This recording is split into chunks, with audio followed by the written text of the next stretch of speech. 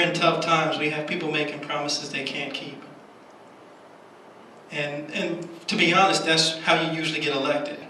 But one of the things you have to decide as citizens and voters is, do you keep voting for people who tell you what you want to hear and make lots of promises and then come up with excuses as to why they can't carry them through? Or do you start electing people who maybe have good ideas and maybe are willing to face some of our more pressing problems?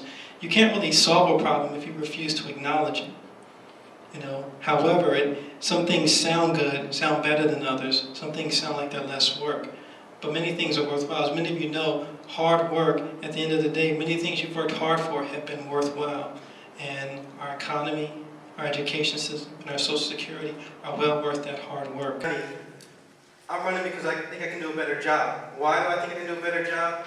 One, I'll be honest with you, I'll respect you. One of the problems we have is we get bullet point answers to very complex, difficult questions.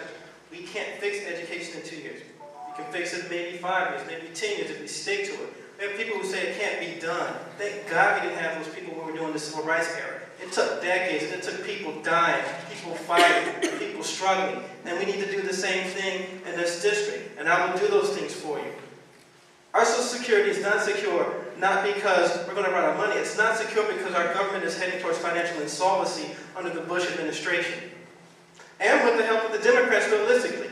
What's bringing home the bacon? Bringing home the bacon is stealing money from your grandchildren and handing it to you and having your children pay back 5 times what they borrowed to hand to you and saying they did you a favor. They didn't do you a favor. They're leaving your child financially worse off. We have the opportunity to have better lives, better middle-class lives, stronger unions, more people in the labor unions. We have an unprecedented number of people who are going to be retiring, called the baby boomers. And we have an unprecedented opportunity to retrain our workforce. We need to teach our children financial literacy. And I'll be a community leader on that point because the industry will sell your children down the river, like with that bankruptcy bill that leaves people in financial servitude. Our children need to know when they sign a mortgage to know whether they can afford a property or not take someone else's word. This mortgage crisis is fraud, greed, and corruption on all levels and trying to keep up with the Joneses. We need a congressman to help people understand these complex issues that can leave them financially worse off and defrauded. Thank you.